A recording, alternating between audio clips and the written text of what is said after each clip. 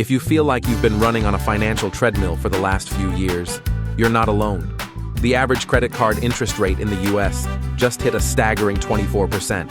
At that rate, if you have $10,000 in debt and only pay the minimum, you'll be paying for nearly 30 years and fork over $20,000 just in interest. But as of January 2026, the game is changing. Between President Trump's push for a temporary 10% interest cap and new legislative pressure from the Sanders-Hawley 10% Interest Rate Cap Act, we are seeing the biggest shakeup in the banking industry in decades.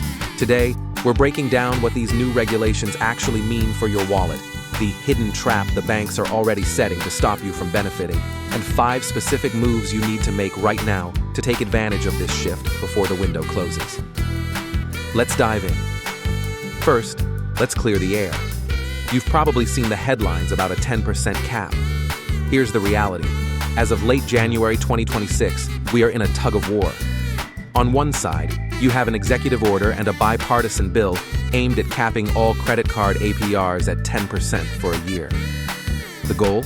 To crush inflation by putting money back into the hands of consumers. But here is the catch. The banking lobby is fighting this with everything they have.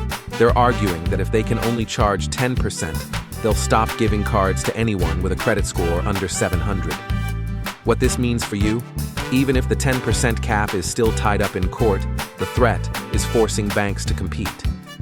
We're already seeing preemptive 10% promotional rates popping up as banks try to name and shame proof themselves.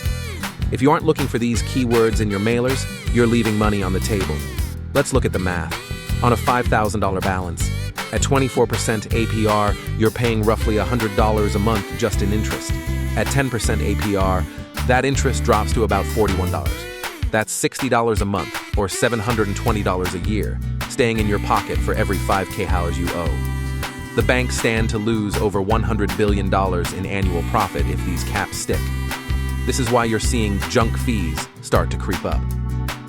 Banks are trying to make up that lost interest revenue by hiking fees elsewhere. To take advantage of the lower rates, you have to be fee literate. You can't let a lower interest rate be offset by a new $40 account maintenance fee or higher swipe fees. So, how do you actually win here? Move 1. Don't wait for the government to send you a letter. You have to take it. Call your card issuer and say this: I've been following the new federal discussions regarding the 10% interest cap. As a loyal customer, I'd like to see my account adjusted to a more competitive rate before I consider a balance transfer. Use the word competitive. It triggers a different script for the representative. Move 2. Look for cap-compliant credit unions. Credit unions are often exempt from the same profit pressure as big banks. Many are already capping themselves at 12% to 15% voluntarily to attract new members. Moving your balance to a local credit union right now is the fastest way to self-impose your own cap. Move 3. The avalanche reset. If your 29% card just got capped at 15%, but your 18% store card stayed the same, your priority list for the debt avalanche method just flipped. Recheck your statements to see which card is actually your most expensive now. Move 4. Watch the grace period trap.